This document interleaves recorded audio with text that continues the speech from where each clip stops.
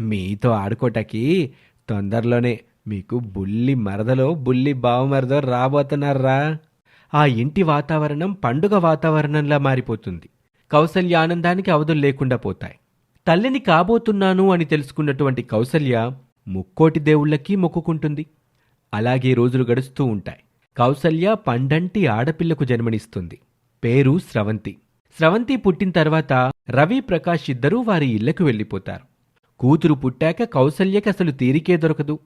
చంద్రాన్ని కూడా పట్టించుకోవడం మానేస్తుంది. స్రవంతి యొక్క ఆలనాపాలనా చూసుకోవడంతోనే కాలం గడిచిపోతూ ఉంటుంది. స్రవంతి పెరిగి పెద్దదవుతుంది. స్రవంతితో పాటు తన ఇద్దరు బావలైనటువంటి రవి ప్రకాష్ ఇద్దరు కూడా పెరిగి పెద్దవాళ్ళవుతారు. చదువుకోవటం కోసం స్రవంతి స్కూల్కి వెళ్లటం మొదలు పెడుతుంది. రవి ప్రకాష్ ఇద్దరూ తమ మరదల్ని చాలా జాగ్రత్తగా చూసుకునేవాళ్ళు.